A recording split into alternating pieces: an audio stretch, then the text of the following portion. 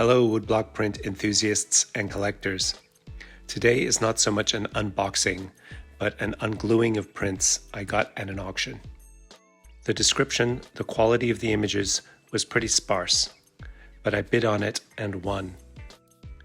It finally arrived, sandwiched between two 1/4-inch pieces of plywood. I opened it and inside were the prints.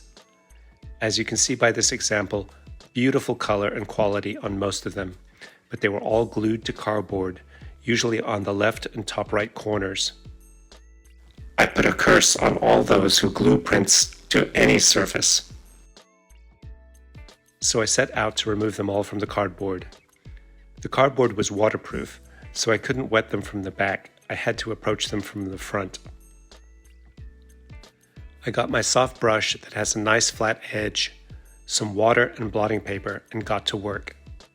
Important note here, I tested this on one of the lower quality prints first to make really sure that the ink wouldn't bleed. First, I gently wet the corners, and you can see when I lift where it's attached. I also work directly on the glue from the underside of the print. All the time I'm keeping a gentle tension on the paper, pulling it up just a bit. I find it best to work the wet brush around all the edges of the glue.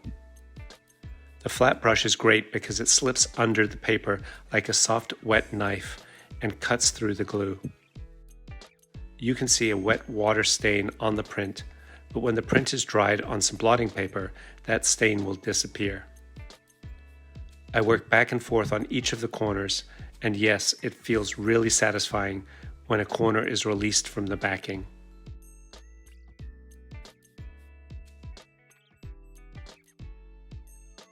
This was Hiroshige's second Tokaido series, produced in 1840.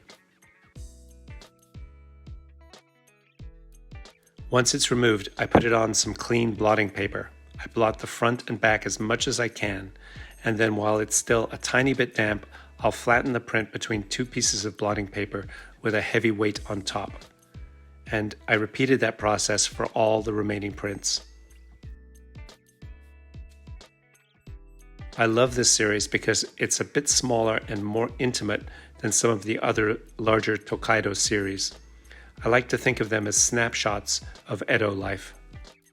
And the result is fantastic.